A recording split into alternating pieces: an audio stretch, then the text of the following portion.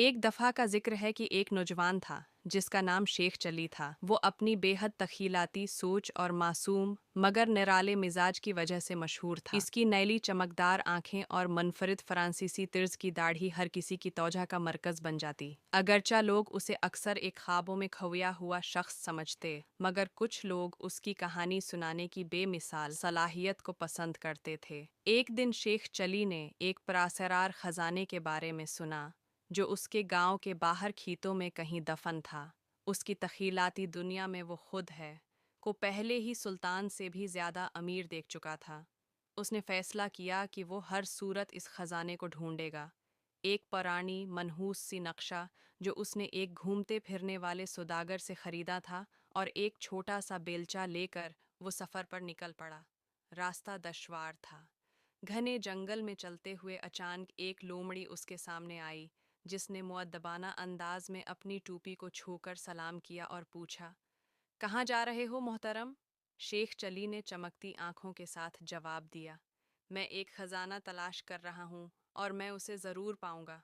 लोमड़ी ने चालाकी से मुस्कुराकर कहा, तो फिर आओ, मैं तुम्हारी मदद करता हूँ।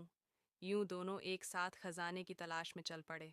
कई घंटों की मसाफत के बाद वो इस हदायत पर चले गए। जगह पहुंचे जहां नक्शे के मुताबिक खजाना दफन था।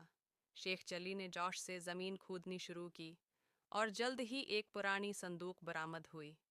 मगर जब उन्होंने संदूक खोला तो उसमें सोना चांदी नहीं बल्कि सिर्फ कुछ पुराने गरद आलूद कागजात भरे थे। शेख चली मायूस हुआ और बेजारी से वो संदूक छोड़ने ही वाला था कि लोमड़ी ने मुस्कुराकर कहा, दोस्त, कुछ खजाने सोने से ज़्यादा कीमती होते हैं। ये सुनकर शेख चली ने तजस्सुस से वो कागजात देखने शुरू किए। वो दरअसल कदीम कहानियाँ और दीवमालाई क़स्से थे।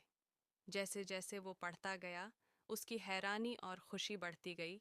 वो समझ चुका था कि इस खजाने की असल कीमत उसकी दौलत में नहीं, बल्कि उसकी कहानियों में है। जब वो गांव वापस आया तो उसने वो कहानियाँ नए और दिलचस्प अंदाज में लोगों को सुनानी शुरू की। उसकी बातें सुनने के लिए दूर दूर से लोग आने लगे। उसकी नीली आंखें चमकने लगते और उसकी फ्रांसीसी दाढ़ी उसके जोशीले अंदाज के साथ हिलने लगती।